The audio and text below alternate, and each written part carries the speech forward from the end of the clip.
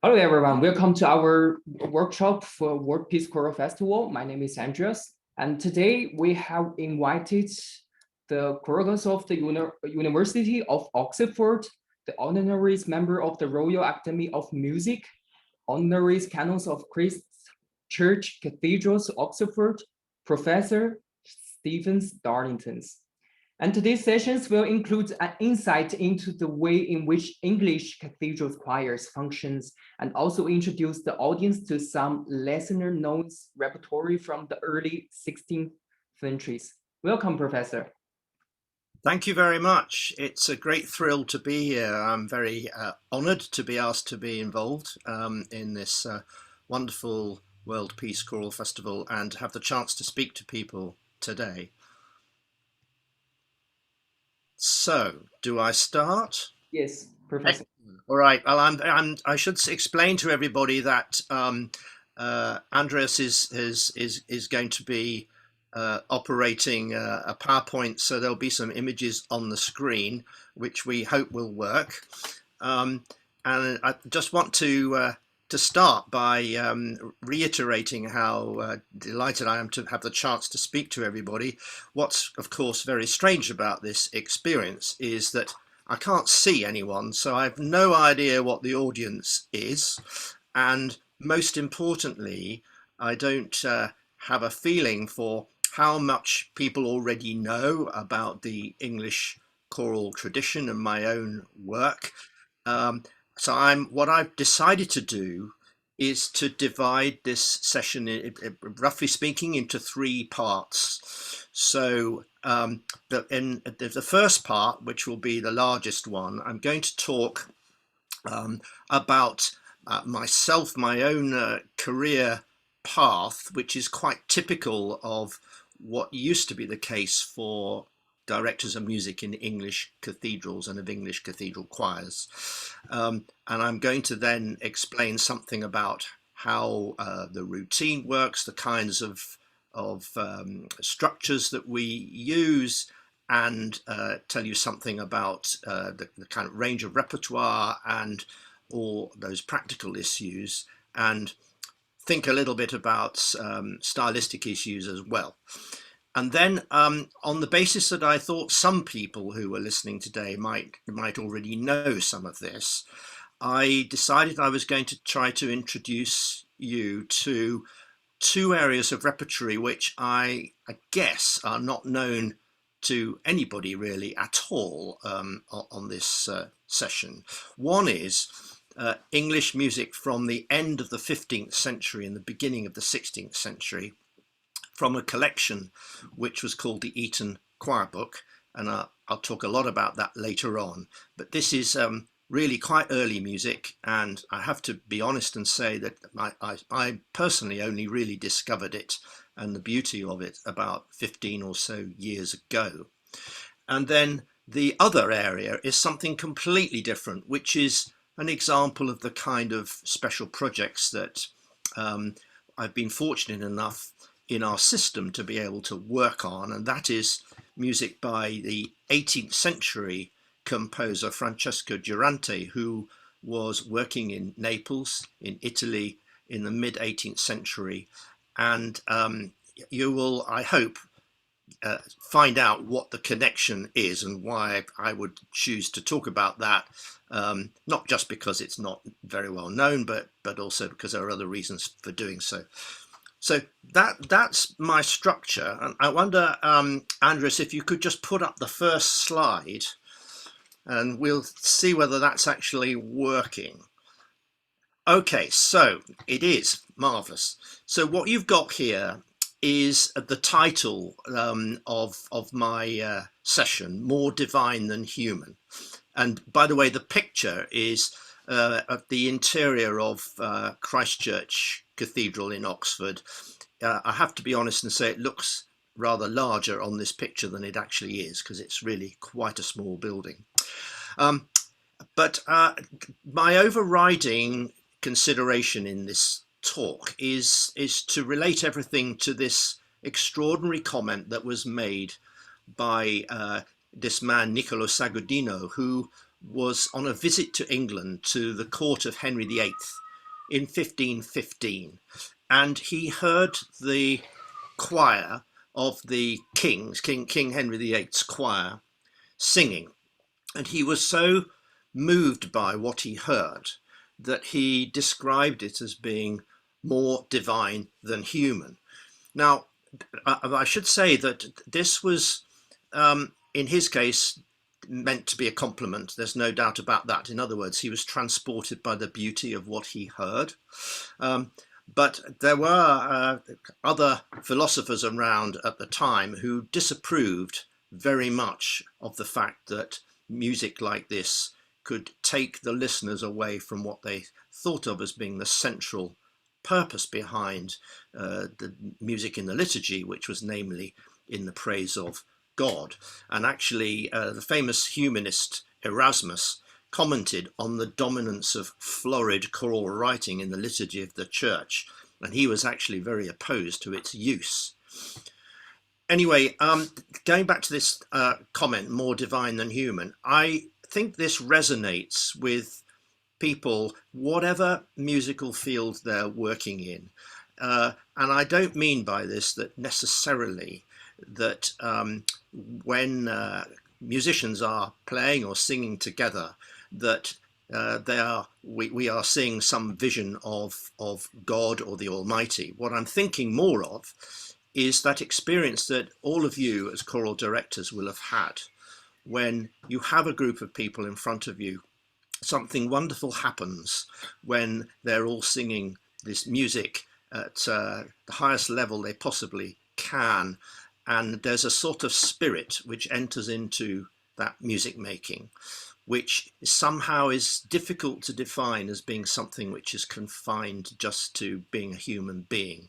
It's something much more, I would call it, spiritual, and it's, for me, been the driving force in the whole of my career. In other words, to make music in the context of liturgical worship in the English church, but to make music which will speak to people, whether they are religious or not. And my own view is that you can have that sort of religious experience when you're listening to secular music. I have had that experience in the last couple of weeks listening to some of the performances of your choirs in this choral festival. I would call it a pseudo-religious experience. So that's my overarching theme. And so now let me just, if we move to the next slide, I'll tell you a little bit about myself. And you can see, so this map, which is quite small, just shows you how fortunate I've been in my lifetime to work in some amazing places. So if to the north of London, you'll see just south of Birmingham, there's a place called Worcester, which is, if you go up a bit to the left, that's where I went to school. And I'm going to show you some pictures in a minute about them. Then I went to Oxford. So I went a little bit further south to University of Oxford. Then I went right down to the southeast to Canterbury Cathedral, and then north of London to St Albans, and then back to Oxford again. So I've gone round in a bit of a circle. And as you're going to see with the next slide and the ensuing ones, some of these places are really magical and beautiful. So the next slide, Andres, this is where I was at school. Beautiful cathedral, as you can see, in Worcester. And for the benefit of those who don't know, Worcester is probably most famous for the composer Edward Elgar, who was probably the best English composer after the time of Purcell in the 17th century. There were some fine composers in between, but nothing quite comparable with elsewhere in the world. So I was there at school in Worcester, and that's where I first became exposed to this great musical tradition. And I made it my ambition to become an organ scholar at Oxford. So this is a very typical route, as it was in the 20th century, for how you ended up as a choral director in the English church. So if you turn to the next slide, you will see that's where I ended up as a student at Christ Church, Oxford. And it was here that I worked with a director of music called Simon Preston. He was my academic tutor, but he was also the choral director. And if you look at that picture, you'll see the cathedral is to the left, hidden behind the this facade. When the college was built, Cardinal Wolsey, who was operating in the early 16th century, he knocked down quite a lot of the church in order to create this quad, and you had the church behind, as you can see. So that building opposite you might think is the church. It looks a bit like a King's College, Cambridge, but in fact it isn't. It's the dining hall, believe it or not, of Christ Church. So it was here as a student that I played the organ a lot, but I also had the chance to have the experience of working alongside Simon Preston as a kind of apprentice. So I watched and I learnt and had the chance to conduct the choir sometimes with him watching what I was doing. So if you move to the next slide. So here I am now. I leave Oxford in 1974 and I went to Canterbury Cathedral to be assistant organist. What that meant was that I was largely responsible for playing the organ, but again I got the chance to conduct the choir quite a lot.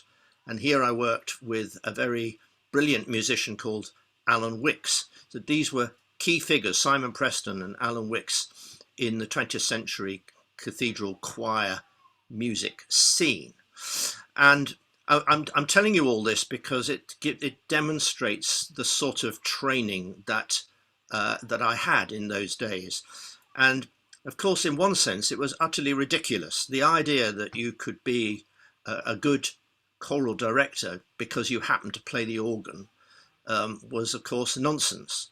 And as we'll see later on, in the earlier times, the directors of the choirs in English choirs were primarily choral directors. They, in many cases, could play the organ, but that wasn't the main reason that they were there.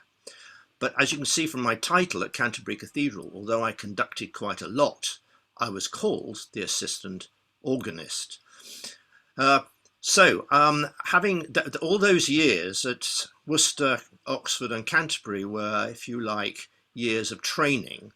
And then if you turn to the next slide, you will see that I ended up as the director of music in St Albans Abbey. And here I was responsible for conducting the choir at all the services. And I'm going to tell you a little bit about the choirs in a minute. But so I sort of shifted from my training as an organist, watching other people doing it, to being in charge myself.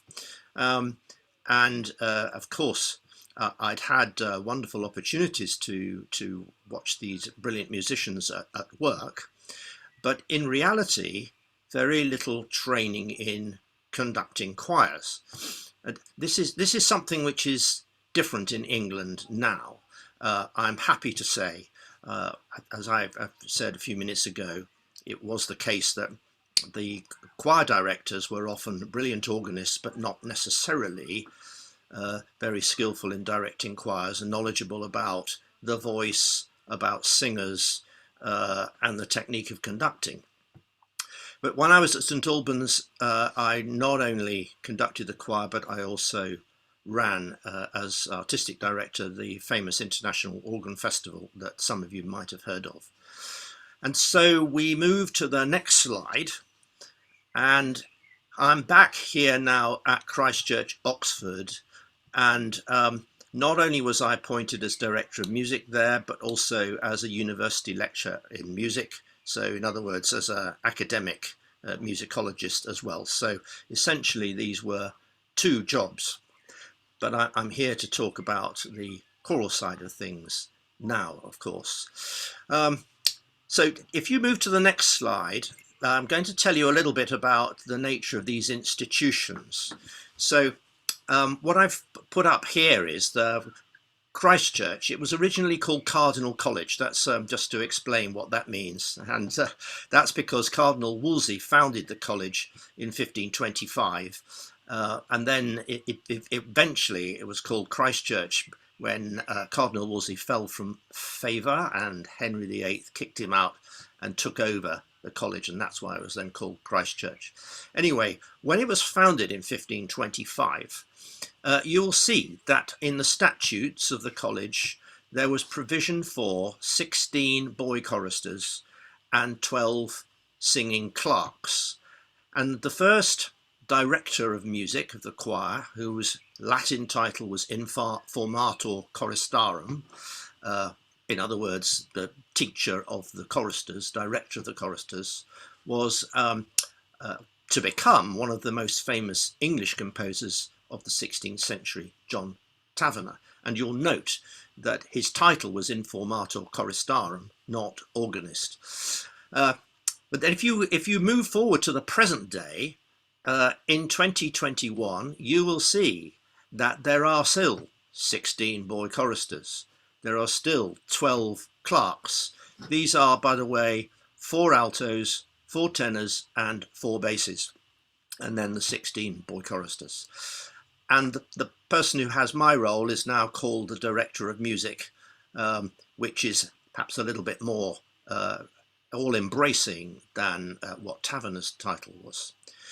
So this tells you a little bit about what the setup was and the constituency of these choirs. And the places that I talked about as part of my training at Worcester, here at Oxford, Canterbury, and then at St Albans, were all, roughly speaking, having the same sorts of distribution of parts. In other words, quite a lot of boy choristers on the soprano line and relatively few adult singers on the alto, tenor and bass lines. So if you turn now to what follows, I'm just going to tell you a little bit about how the boys, first of all, get into the choir at Christchurch, because this is a question I'm often asked by people. So first of all, they usually come for their auditions when they're aged 7 or 8 years old. And this is because in some cases it's been a lifelong ambition for their families that their children should have this sort of experience. In other cases it's a complete novelty, but somebody in their own school has said that your son has a great musical talent, and have you thought about him going into a special school and a special choir where that can be fostered.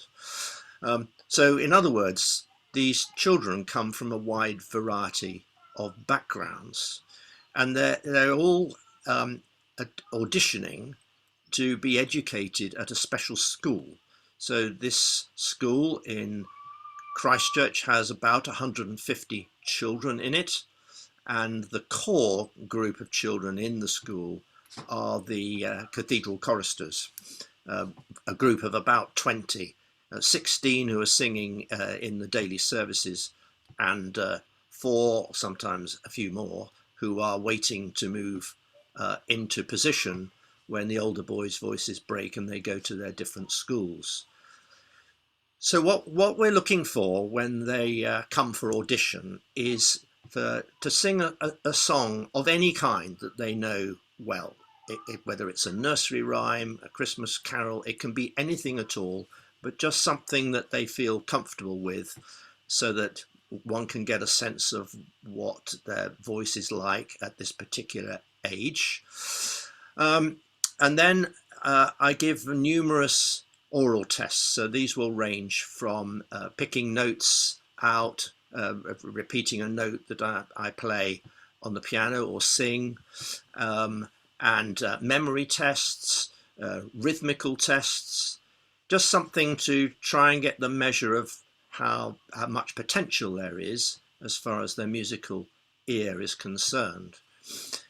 And then in some cases, they've already started their instruments at that age, 7, 8, certainly those that we hear when they're about 9 years old. And it's another piece in the jigsaw, a useful piece in the jigsaw, to hear how they perform their instruments, whether it's on a piano or the guitar or the violin or what it might be.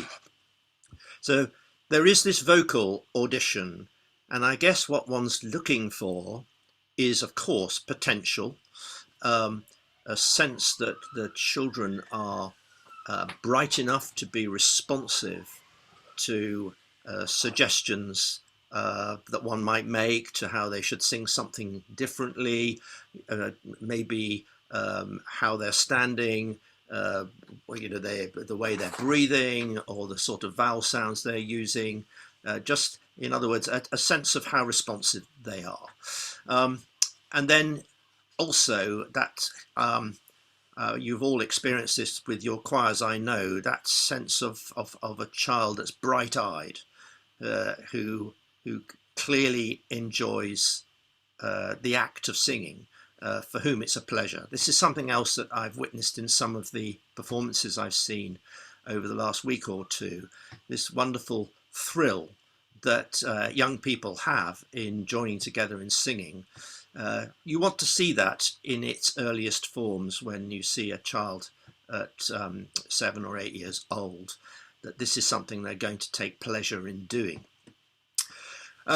There's also an academic test for entry into the school, of course, because as you will see in a minute when I tell you what the routine is, they spend so much time on music that it's essential that there's a way in which they can keep up with their academic work so that they're well placed when they move into their next schools, which they do at the age of 13 in our system. Other elements to think about are bursary places. So we have a system in Christchurch in particular where essentially no child is unable to join the choir for financial reasons. So this is of course very important to try to make this experience accessible to as wide and diverse a group of people as possible. And it's very, very important that we continue to do that. So there are financial packages in place to help families with that. And future education is also an issue because in my experience, once children have had this foundation of singing in a choir and in the cathedral for 5 years or so, this is something which it continues into their educational career. So a lot of trouble is taken about thinking about the right kinds of destinations for these children to suit their personalities and their musical abilities once they leave the choir. And you'll see at the bottom here, I've written down other models. And I think it's important to say, since I'm talking about the musical landscape in England, that this particular model of Christchurch is, shall I say, the more old-fashioned cathedral choir model of how one can maintain this liturgical choral tradition. In many cathedrals in England now, they've moved to a different model, which involves children coming from lots of different schools in a town, not being at a single school. In some cases, through necessity, not able to rehearse quite so much. And this is one way which cathedrals have been able to improve the diversity of those they attract. But it's very important that for those who are learning about this for the first time, that I stress that this model I'm describing is not the only one.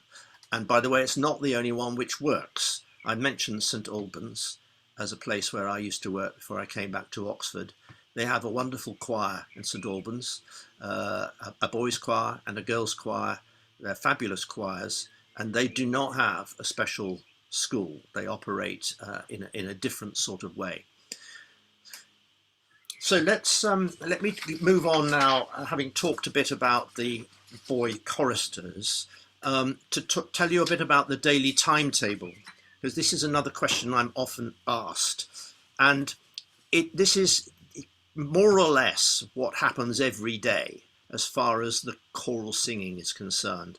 There's a rehearsal at 8 o'clock till 9 o'clock in the morning before the boys start their normal school day, which begins just after 9 o'clock.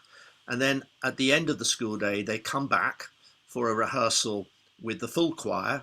That's with the altos, tenors and basses, all of whom, by the way, are students who have been admitted to the university to read a variety of subjects, not necessarily music as an academic subject, but they have to be members of the university, and specifically most of them are members of Christ Church itself as one of the colleges and university. So there's 3/4 of an hour rehearsal then, and then that's followed after a short break with singing of a cathedral service, which is usually the service of evensong. Now that's a pretty tough regime, and that happens, as I say, more or less every day, and on a Sunday there are also 2 services in the morning as well.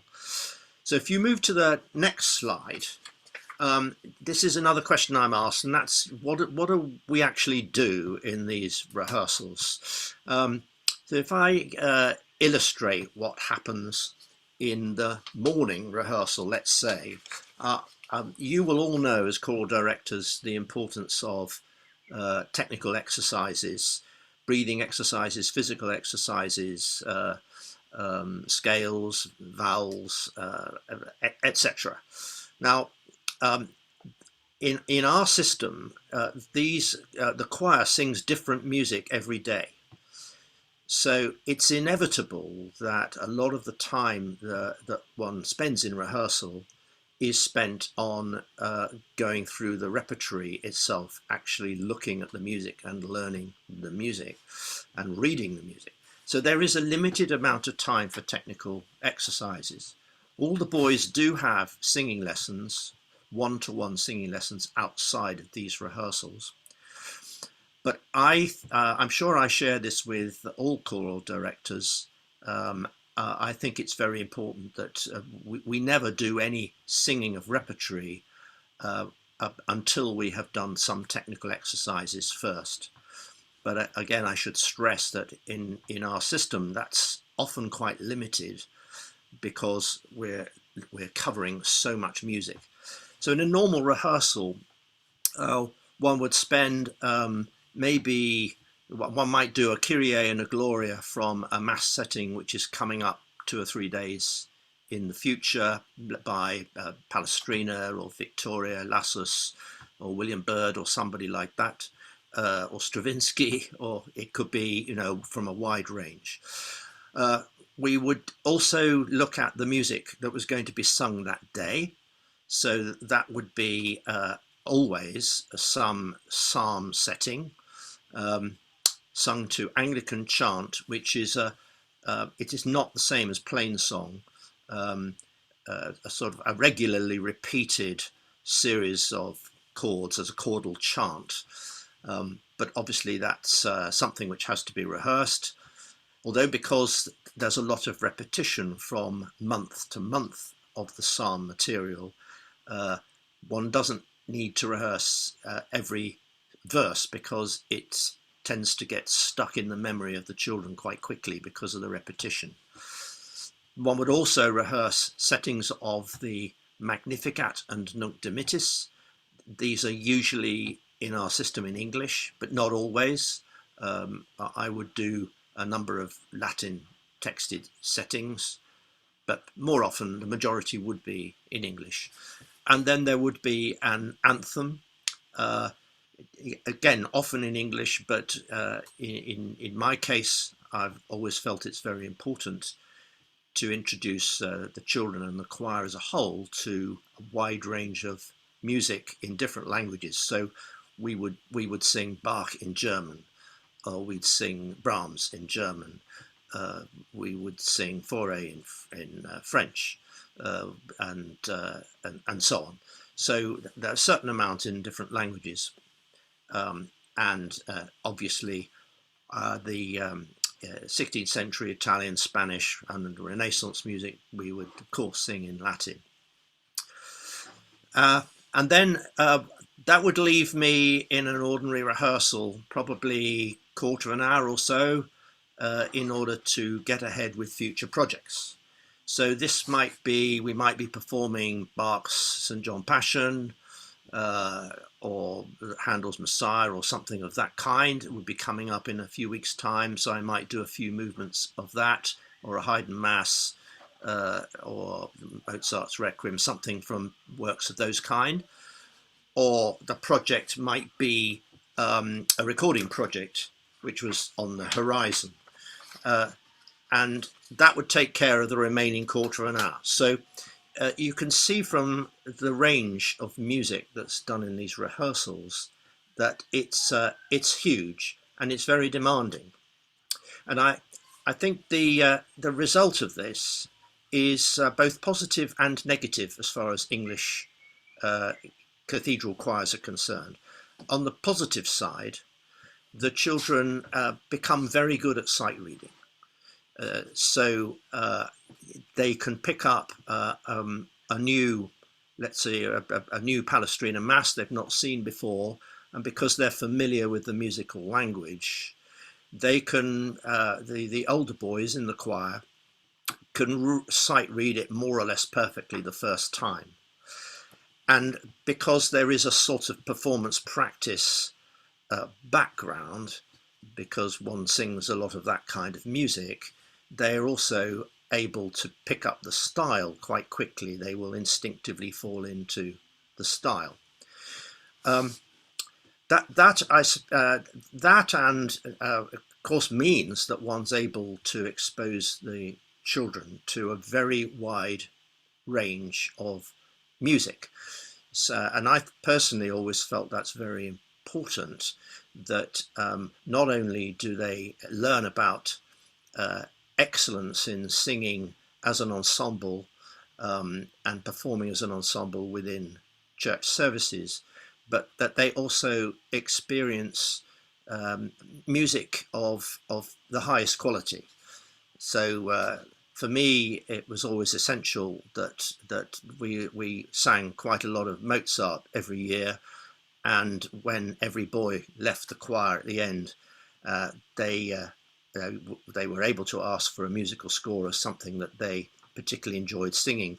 But even if they didn't ask for a score from Mozart, I would always give them a score of Mozart, the Mass in C minor or the Requiem, something of that kind. So I think there was an educational aspect to this, which for me was very important. So these are some of the positives. I think on the negative side, it means that there is an underlying reluctance to rehearse too deeply on music, and this is a complaint that's sometimes made about English orchestral musicians, who are generally brilliant at sight reading, and it's not that they deliberately are reluctant to rehearse music over and over again until they reach a point where they know it completely from memory. But there is a sense in which, particularly I think with children, they would think to themselves, why do I need to do this? If we're singing it in tune together, we know the style, and how much better could it get?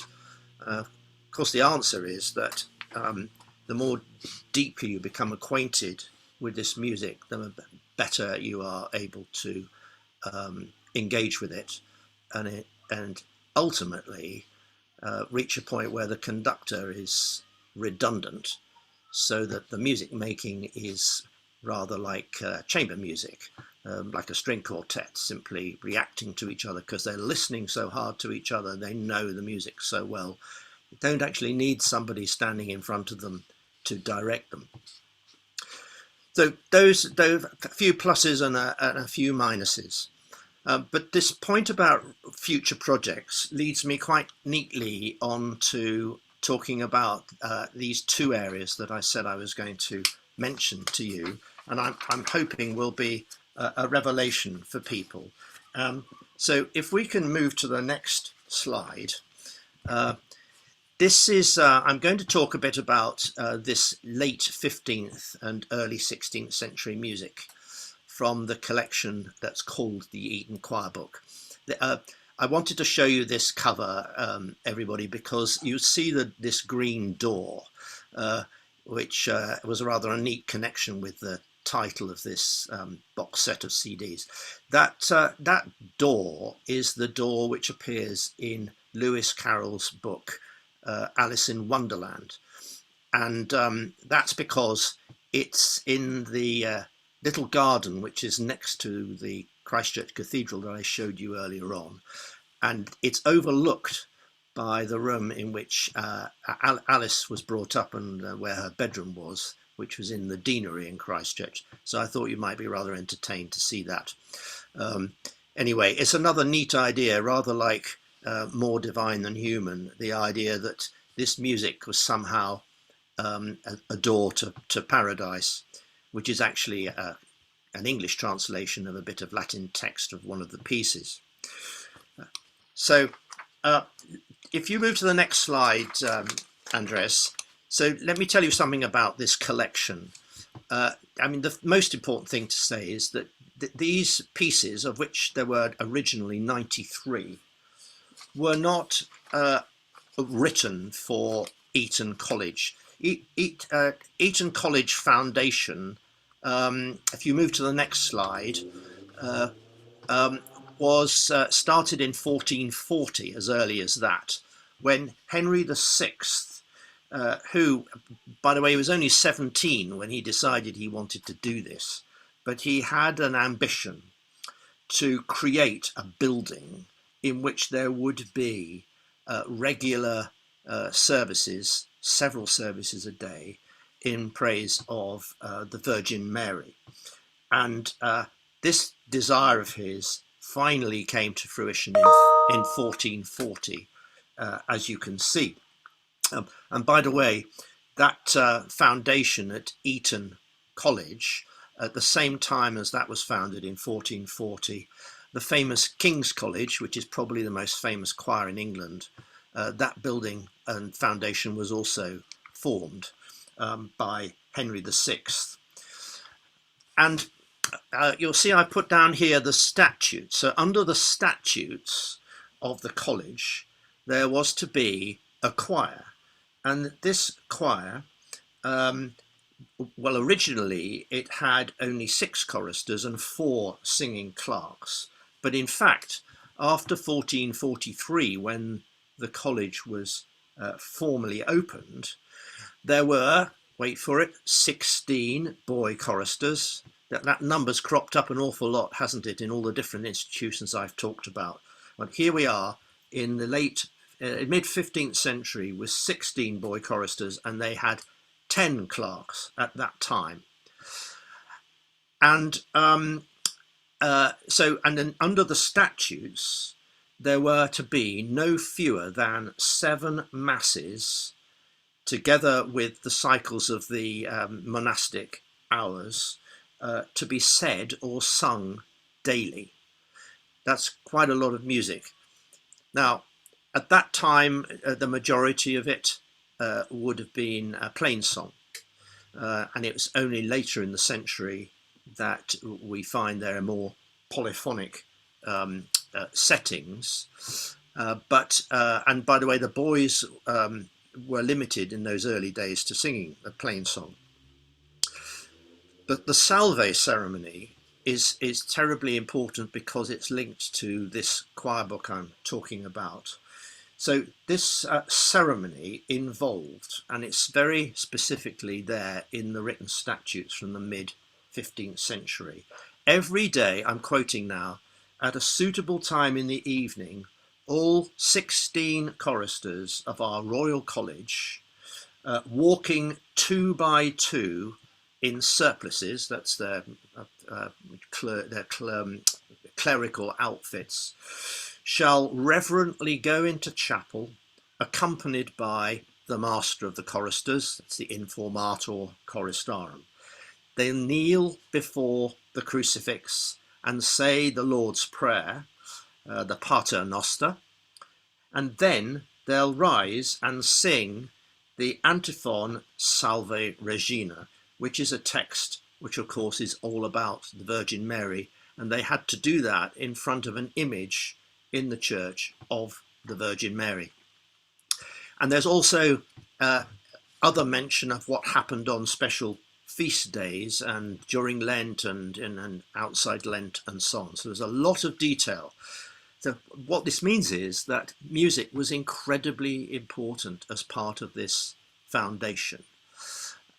So if we switch to the choir book itself, you'll see I've printed up here, I'm hoping it's not too small, an example of a page from the book, and you'll see that there are illustrated letters at the beginning of each section. And by the time of the end of the 15th century, when this book was in use, you had your 16 choristers and you had your 10 clerks, and the book itself, which is nearly a metre high and about half a metre or a bit more wide, was laid out on a lectern, and the little boys stood in front of it so they could see it close to, and the adult singers stood further back so they could all sing the music. And I've seen the book, which is still there in Eton College Library, and it's huge. It's a very big book. So this is one can see how practical this was. And to explain, by the way, of course, now with all our choirs, we're used to having a full score where you have the soprano, alto, tenor, bass parts all laid out vertically on a score. But in those days, you didn't have a score like that. You had them laid out, as you see from this example page, where it would be laid out as if you were, let's say, an orchestral player. So like an oboist or a horn player or something in an orchestra only has their part in front of them and not everybody else's parts. So in the book, let's say you had a piece in 6 parts, the book would be opened up and you'd have all 6 parts on the page. Here you can see 3 parts.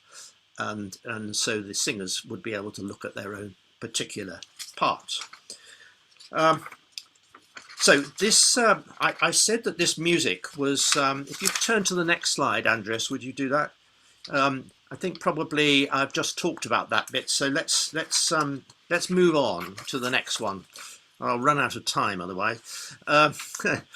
This collection of music was by composers from all over the country. So this was not music that was commissioned to be sung by the Eton College Chapel Choir. But of course, quite a few of the composers ended up having associations or were employed to specific jobs in Eton College itself with the choir. And my first example, because I think it's important you should hear a bit of this music rather than me just dragging on talking about it, because it's, as I say, unusual, and I personally think it's a revelation because it's so wonderful. Probably the most successful composer in the collection was John Brown, and he was working in with the choir at the end of the 15th century, and there's just a chance that he came from Oxford, although I have to say that's sort of speculation. It's because there's reference to a John Brown of Oxford in a document from around that time, but of course it sounds like quite a common name, so it could have been a different John Brown. Anyway, in the collection there are 15 pieces by John Brown, and they are all wonderful, I think, and inspired. And the revelation about this collection, by the way, is there are lots of different composers, and this music does not sound the same. So it's rather like where we think about music, classical music by Haydn and Mozart, at one level, one might say their musical language is broadly the same, because they were writing in the 18th century, second half of the 18th century, and it's a particular kind of vocabulary that they were using, particular kind of diatonic music composition. But of course, the characteristics of Mozart and Haydn are completely different from each other. And it's the same with this music. So you have generic styles which are common to them all, but they've each got their individual characteristics. So this piece, O Maria Salvatoris, is the first one in the collection. And you can see from the score that it's in 8 parts. It's actually the only English work in 8 parts that survives from the 15th century. And these works were long, so they were between 12, 15, or sometimes even 20 minutes long, highly sectional. And you can see from the score here that you've got the opening in 8 parts, and then you've got a section which begins in 2 parts, and as you go on, there's an additional part added. So there's lots of variation of texture that goes on. And I'm just going to ask Andreas to play a little bit of this, so you've got an oral impression of what it sounds like. I'm hoping this is going to work.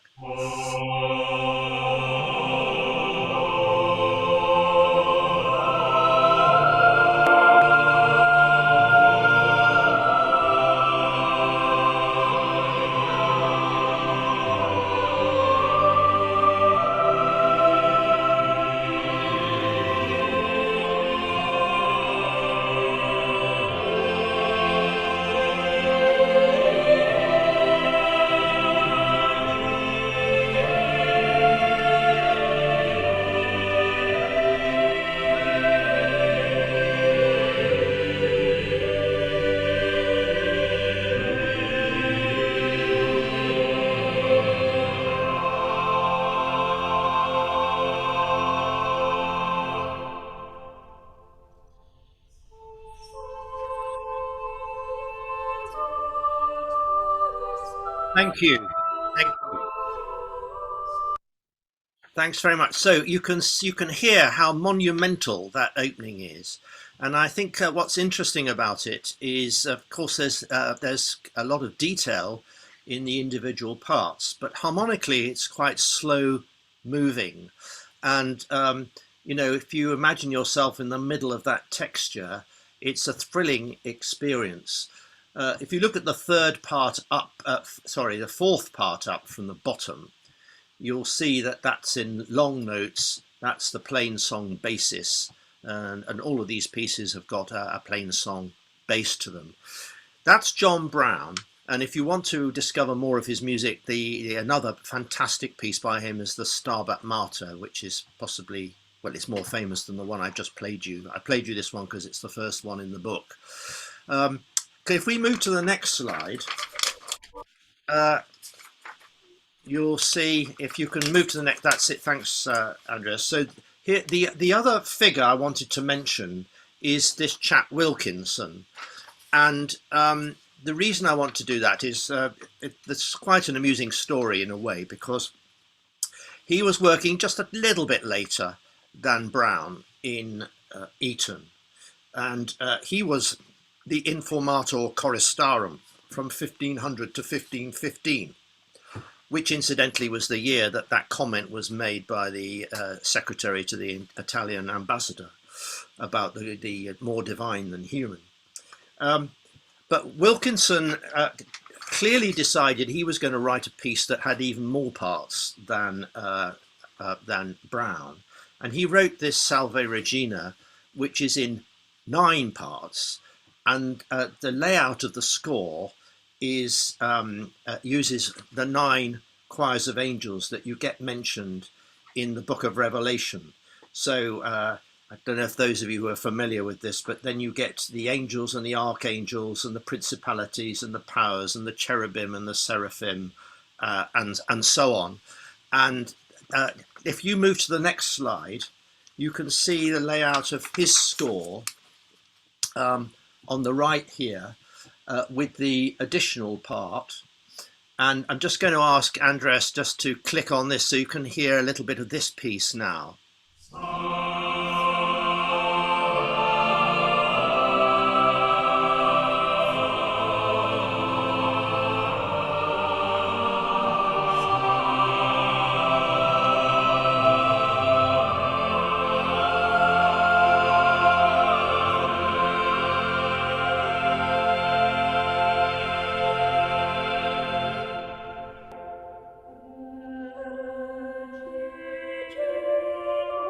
Thank you very much. Thanks. So as you can hear, another monumental opening. I think what's not quite so evident from just hearing these two composers alongside each other is the difference between them. But if you got to know the music, I think you would agree with me that Brown shows more inventiveness. That opening section of the previous piece is slightly longer and more subtle with the inner parts than the Wilkinson. But of course, where the Wilkinson scores is in this extraordinary texture, which is absolutely glorious. And as I said, wonderful if you're in the middle of singing it. We move to the next slide. I'll just talk a little bit about some of the issues. So here are some of the performance considerations when thinking about this early music. One is the tactus, the beat, and there are all sorts of theories about whether the tempo of the beat was, roughly speaking, the same as one's pulse.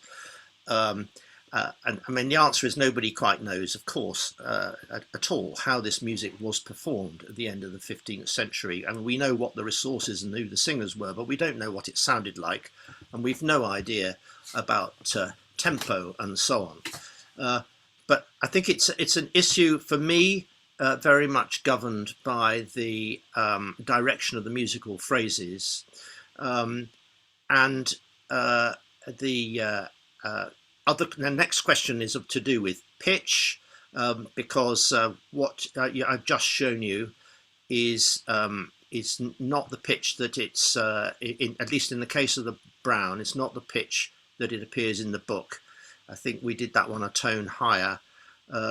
Here again, you're looking at the resources that you have at your disposal, the nature of the singers. I noticed once or twice in some of the performances I heard over the last couple of weeks as part of the festival, where the pitch had been changed clearly to accommodate the particular singers that one had.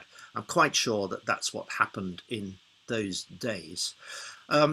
Too difficult for boys, or should I say too difficult for children? This leads me just to mention an obsession with mine. I think it's very tempting when one's dealing with children's choirs, as you all do, to be rather patronizing and somehow assume that, I don't know, there's a certain level, there's a certain bar which one sets for children, and there's a different one which is at a much higher level that you set for adults.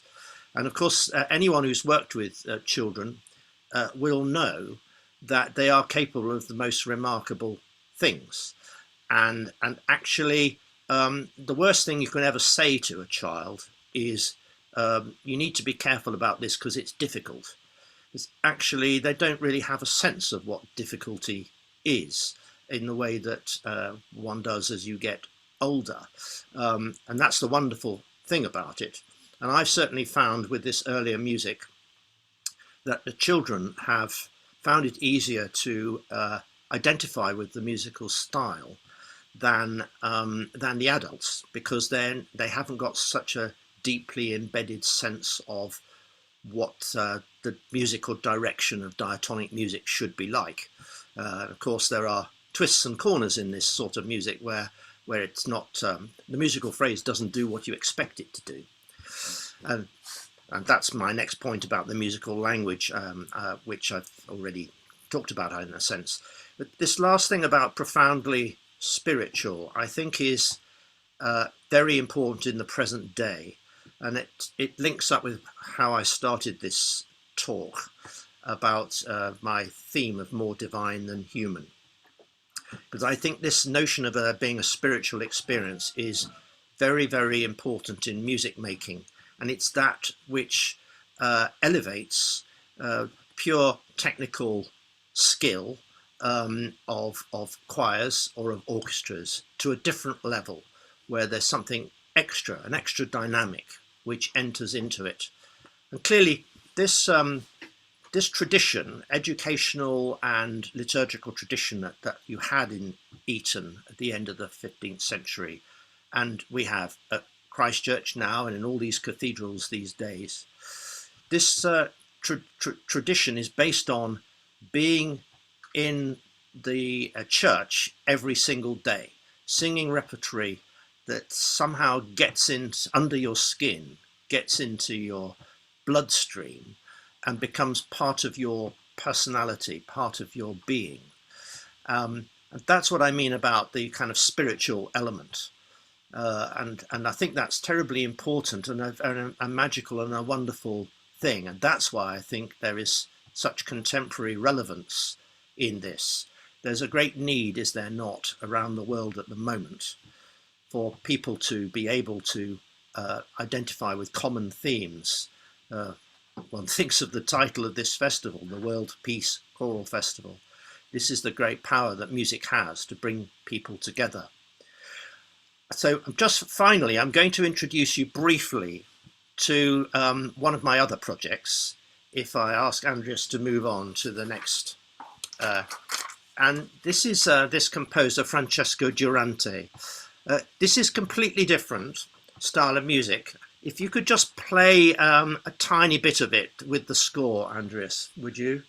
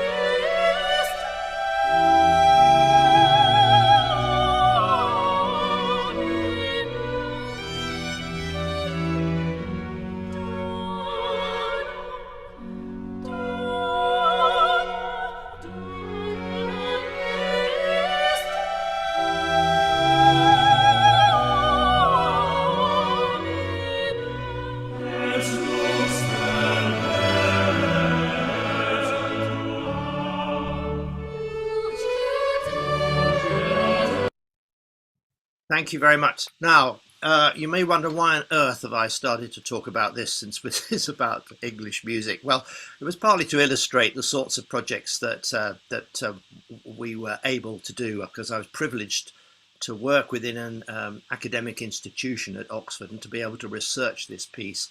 What got me onto it was the original manuscript is in the British Library in London, and that's where I first encountered it. But I think the sense in which it's connected with my theme, if you move to the next slide, tell you a little bit about Durante in my remaining few minutes, is that here was a composer who, like these other characters I've talked about, and I guess to some extent like myself, was what was called a maestro di cappella. For most of his career, he did that job in these three conservatories you'll see third down on my list in Naples.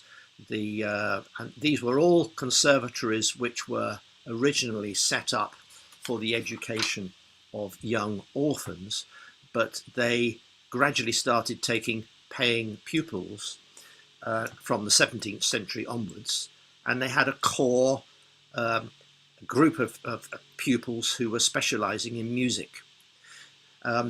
So if you turn to the next slide, you will see that one of these conservatories, the one Santa Maria di Loreto, where Durante was in charge from 1742 to 1755, in charge of the music.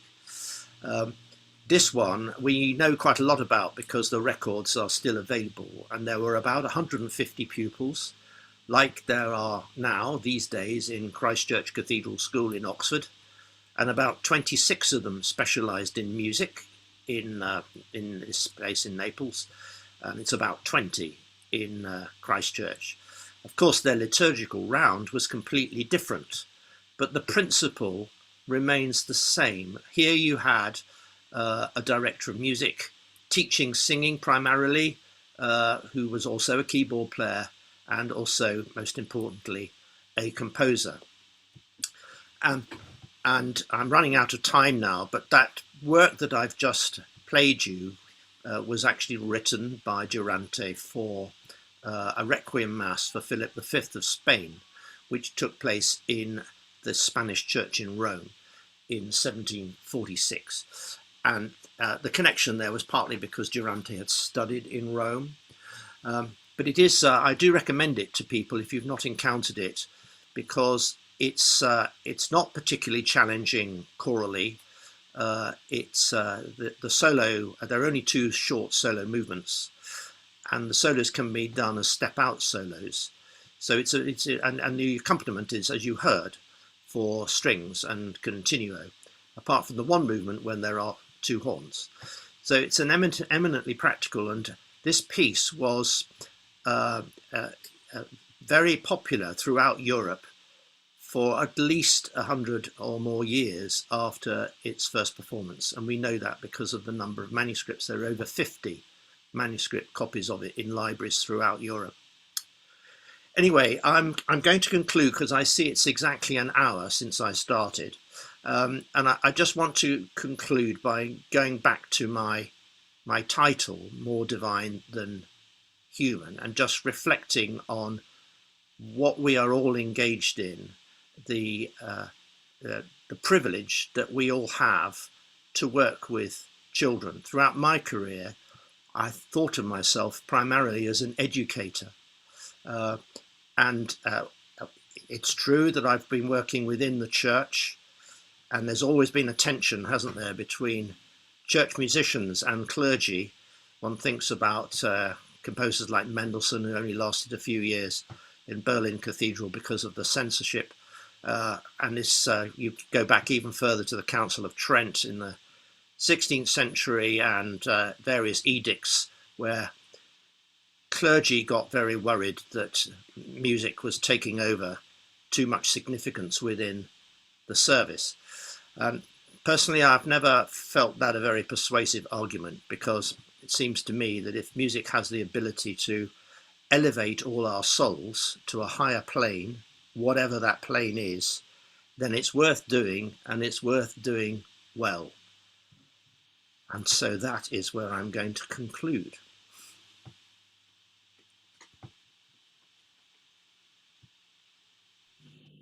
Thank you so much.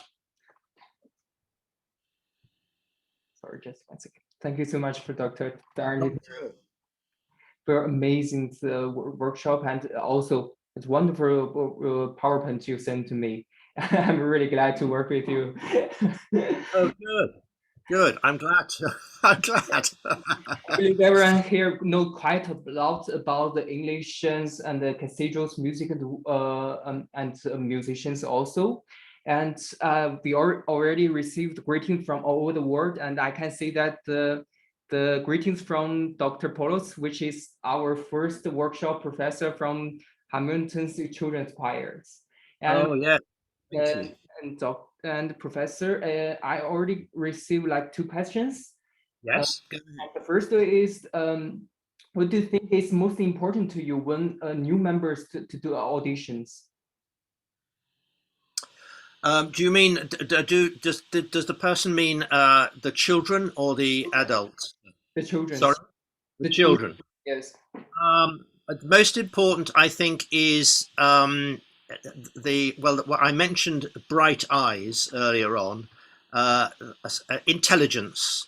I think I've found that, and I'm sure most of the all the choral directors here will know this, that if you're skillful at your job, you can get children, whatever their ability, to sing really well. You could provide the right framework for them. You can inspire them with the way you operate, and you can get a good result.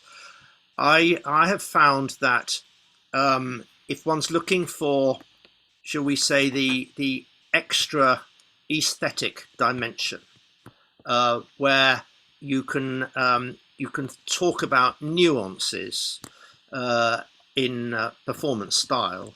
For that, I think there needs to be this sort of intelligence.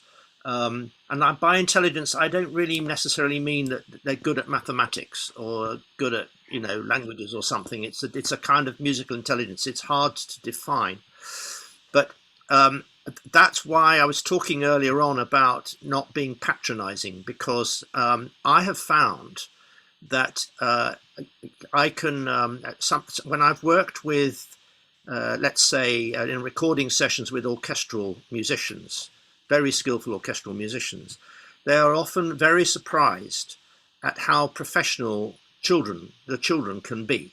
You would say to them, look, I just need that phrase to be the diminuendo to be slightly greater than you're doing at the moment, and you do it again, and they do it. Now that takes some. It's more than it's just that sort of brightness of response. So that's what I'm looking for. Thank you for your touching words. And another question is also for children's. And do you have some specifically ways to help the new member to improve? For example, if a new member join in your choirs, what would you do to help them to improve and to join the group? That's a very, very good question, and I didn't touch on this earlier on. So I think there are two things. One is that in our system they would have um, sessions on their own where they'd be looking at music theory and sight singing and all those, and some technical things, of course, as well. Um, but that would be mixed up with singing with the older children. So one has to say that I like the idea that the influence in how they develop is solely to do with the director and the conductor. But the reality is that the children will pick up a huge amount from the older child they're standing next to.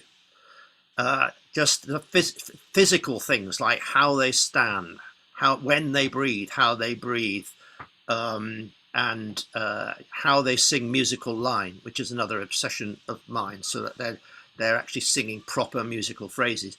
You can tell a young child to do that, but they'll pick it up much more quickly if they're standing next to someone that they copy. Exactly. Yes, I believe. Yeah. Thank you so much. And the last question I get is, um, what what do you think is the most infections ways to help a young boy if he start to learn a different language repertoires? What do you think is most infections ways to do? So this is where what we might be singing, the St. John Passion in with German text, is that sort of thing you mean? Yes, yes, exactly. Well, gosh, that is quite a difficult question. I'm not quite sure what the purpose is. Whether you mean maybe whether one learns the musical notes first and then adds the text. I don't think so. I try to do text at the same time. We've used I've used language coaches sometimes to help, so that there would be the language coach in front of the whole group would say the bit of text, and then and the children would repeat it. I mean, I do that myself too, but sometimes if it's I was recording Janacek once, and with all the best will in the world, my Czech is rather limited. So we had somebody who was helping with that. I tend to think it's a mistake to try to separate text from music, even when one's learning it, because the vowels and vowel colour are so much a critical and fundamental part of the sound. So I think it's good to combine the two. That's not a particularly satisfactory answer to the question, I don't think, but it's an answer anyway. Yes. Thank you so much, Professor. Thank you for being here today and for your impressive workshop. And thank you everyone for being here today. And we're looking forward to see you next week. And for our next workshop, you can find more information on our Facebook. Thank you, Professor. Thank you. Thank you very much. Thank Bye. You. Have a nice day. Bye-bye, and you, bye-bye. Thank you, Professor. Okay, bye-bye, Selina. Nice to talk to you. Nice to talk to you. You give the great workshops. Thank you. Thank you very much. So we now learn a lot. Yeah. Oh, good. I'm glad. Right. Well, one day I'll see you in Vienna. For sure. Drinking coffee together. Yeah. And the cake, Viennese cake mit Schlagsahne. Yes, for sure. Mozart coffee. Yeah. All right. Have a nice weekend, Professor. Yeah. Thank you also for Dr. Polos for greetings. Oh, yes. Thank you. Thank you to her. Thank you very much. Bye. Bye. Bye. Thanks, Dr. Polos. Bye.